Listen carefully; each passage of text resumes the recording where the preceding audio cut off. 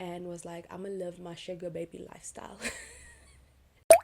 Hello, this is Moondice. If you're new around, you're welcome. If you're not new around yet, nice to see you again. Today we'll be talking about the K-drama Would You Marry Me? For anyone who's been around for a while would know that I initially started my channel with making K-drama reviews. One of the ones that come to mind the most is Nevertheless. I was doing a week by week recap of what was happening, and at some point I did not want to be doing it, but I continued because I was like, this is you committing. Okay. Whatever that means.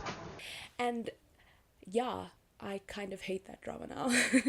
Which is not much of a loss, because if you check that out or can gauge from what I'm saying, I didn't like it that much. The only good part is I now know the word butterfly in Korean for the rest of my life. 나비 보러 갈래? 나비가 어딨는데? 우리 집. All jokes aside, Would You Marry Me is a K-drama that aired in South Korea but was released on Disney Plus, I believe, in certain areas. And the synopsis is: a bride-to-be wins a newlywed house, but after breaking up with her fiancé and faced with debt, she finds a fake husband to move in with.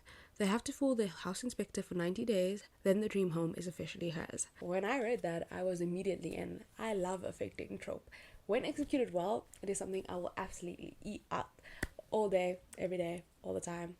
Sue me.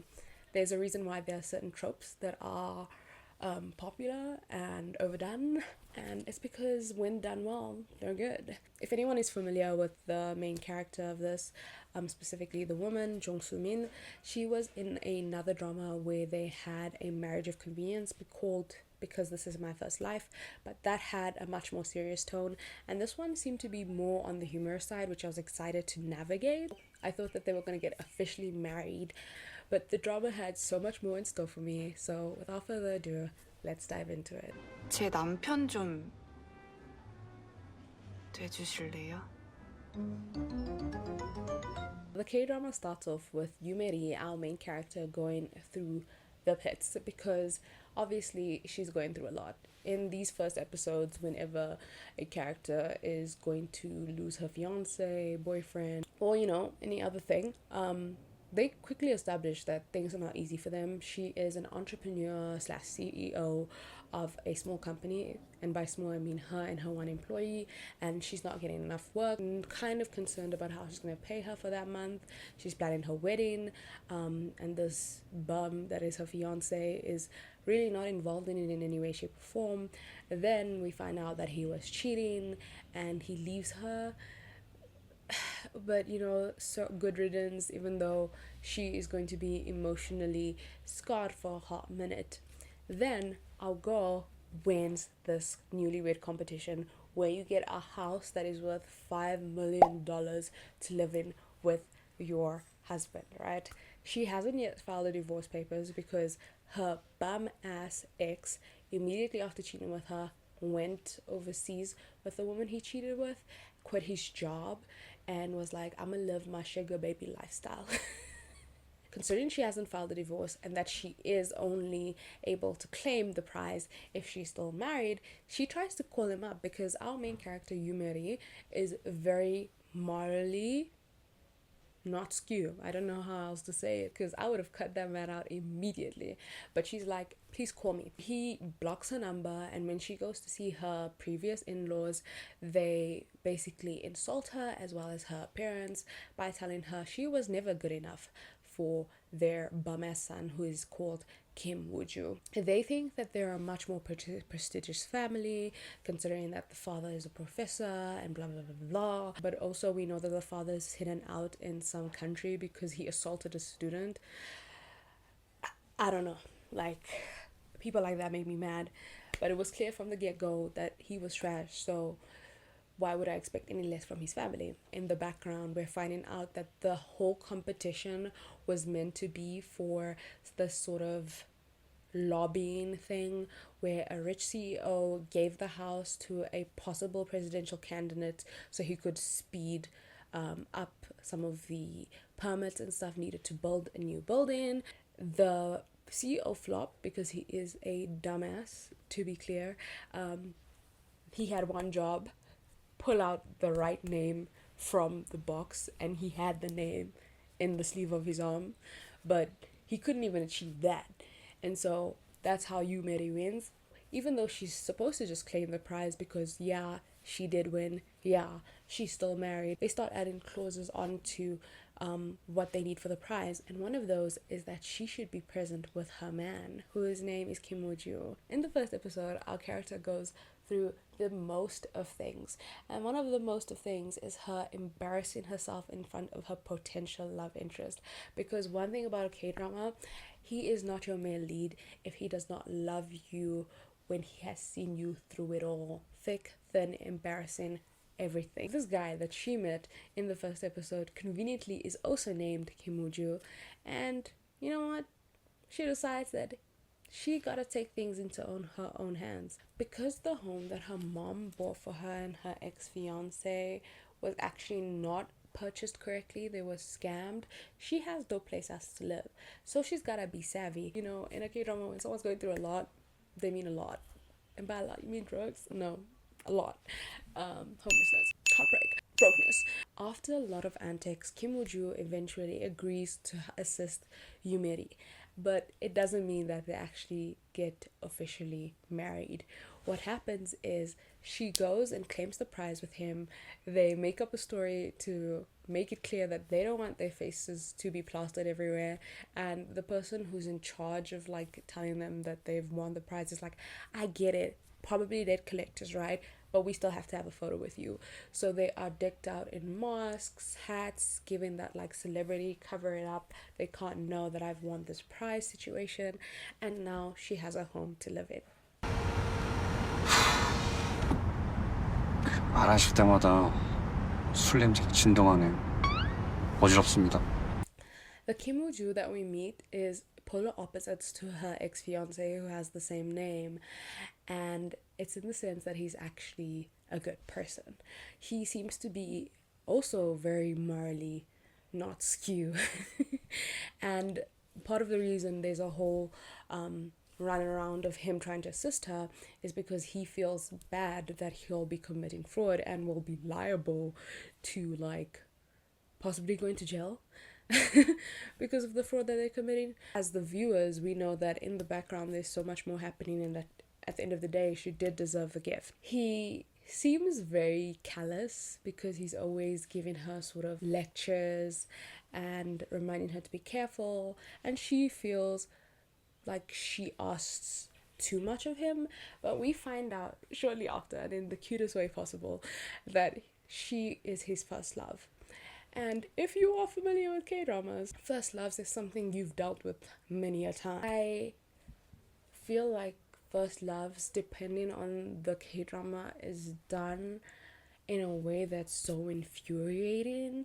Like, I get it, like there's this belief that your first love, nothing will ever be the same as that, but can we be FFR? Oh my god, bro. Oh, hell no, man. Because I feel like there's so many people in this world and everything, and the idea that you'll only ever be hung up on one is frankly depressing to me. In this case, I really did enjoy it because we see that they meet each other when they were kids after Woo-joo loses both his parents, and they're both children, but she somehow comforts him. And I think that with being the only person to have shown him that kindness at the time, and to actually have cared despite not knowing him, he built a sort of crush on her, but also there's like a sense of appreciation. So while she's feeling like she is taking advantage of him and asking for too much, Kim Woo-joo is actually just playing it up because man loves to be needed. And I loved this drama because I love the he fell first and harder trope. It's like one of my favorite things ever. Kim Woo-joo does have a best friend, or a friend he's had since childhood, because I don't feel like he has a best friend, and he admits that he's found the person who was his first love, and maybe is feeling like he should confess the fact that he knows who she is so she can know who he is, because despite it being so far back in their lives. It was such a big thing that I don't think either of them have forgotten it, and she did allude to remembering, as well as saying that he was also her first love, even though she doesn't know that she's telling him. The best friend slash friend actually has a major crush on him, and he's like, I think it would be inconvenient if you told her, because remember that thing about how like her dad passed away because of you? So the point of contention of why they can't be together is the belief that he is kind of the reason of her dad's death. They approach it pretty well in the drama and wrap it up seamlessly. It's the typical listen to the end of what someone's saying. Their relationship is pretty good, especially if you just isolate it to her and him. But because my boy is rich, a chaebol, a fourth generation heir, we know that the family issues are gonna come down hard and strong, and we already know that his family already feels some other type of way about him. But now you're gonna bring in Yumeri, who is a divorcee, a fraud, according to them, fatherless, I guess, and I'm saying this in the terms of a K-drama, guys, that her mom just owns a small store in a small town, is not really considered prestigious, and you're like, if my girl is gonna go through another level of trouble with his family, let's just end the story right now, because you're not good enough for her. The bare minimum of what Yumeri deserves is in-laws who will actually respect and treat her right, especially after her ex, where the in-laws were terrible, looked down upon her family, and actually inflicted pain on her mother physically. Surprisingly, despite her ex-in-laws trying to ruin the chance of her having a good relationship with his grandmother, who is the matriarch of the family, things do go well there, and I was glad because that came around the 12th episode. I don't believe that a person should have to struggle with someone's in-laws just for wanting to be with them. No matter how handsome, how rich, how good looking, I don't care you are, it's not worth it. Go, run. 기획팀에 2년 있었습니다. 2년이면 적응은 충분한데 거기서 말아먹은 신규 사업이 몇 개야? 오만 우리 다 지난 얘기를 3개다. 그 정도 말아먹었으면 실력 없는 거야, 운이 없는 게 아니라. When Kim Woo-jo lost his parents, he believed that he was the reason why his parents passed, because it was a car crash with the, as per usual, truck of doom. You will be so familiar with this phrase if you watch K-drama. Every night at dinner, I'll be there. Every birthday party, I'll be there. Every Christmas, I'll be there. Because he was in the car when they were driving and was being sort of petulant as children are, and then they were in a car accident because his dad was looking at him when he was talking to him. So his grandfather hears this and he tells this to his grandmother as well, and they're immediately like, you're the reason why they died. Instead of hearing this child say that and be like, oh, that makes no bloody sense, they're like, actually yes, that's true, you are the cause of their deaths. So basically after that he moved to America because his grandfather could not stand to be around him, and his family genuinely blamed him for the death of his parents. I'm so mad, sorry. I can see that happening in some families, but it's also just annoying because I don't understand how someone could say that and believe that when, or they know definitely that to his parents he meant so much, and for you to make him feel bad or guilty for the rest of his life about their passing when they would never believe it was his fault is severely messed up. And it's even worse because every single one of these people in this scenario are adults, so no one there was ever like, that's weird, or maybe took him to therapy so he could come back and be like, y'all are all full of shit. And I think that my biggest point when it came to his family, I think this is something that is common across K-dramas, is that even if you are hurt or jilted or whatever you want to say by a family member, there is no accountability.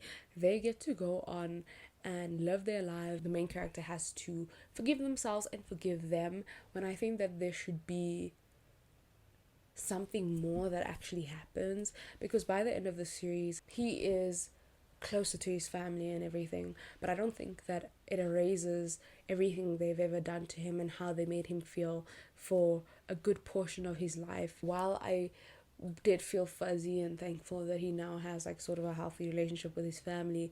I was like, God damn, they should have been breaking down on their knees crying, because only one person did that.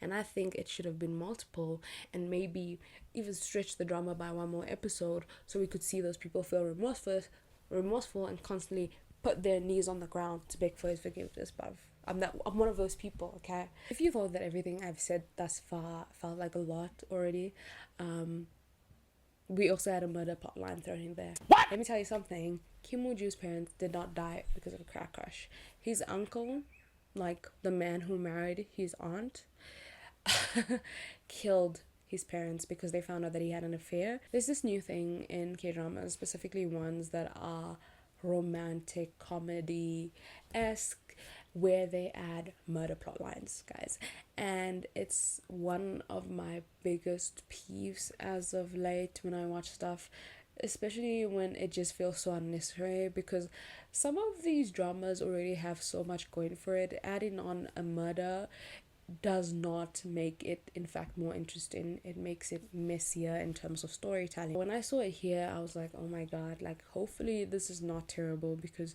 one of my favorite dramas, Crash Course in Romance, if I erase the whole stalker killing people in the background things, 10 out of 10. When I add it in, I'm like, I'm annoyed. Why did you even put this together?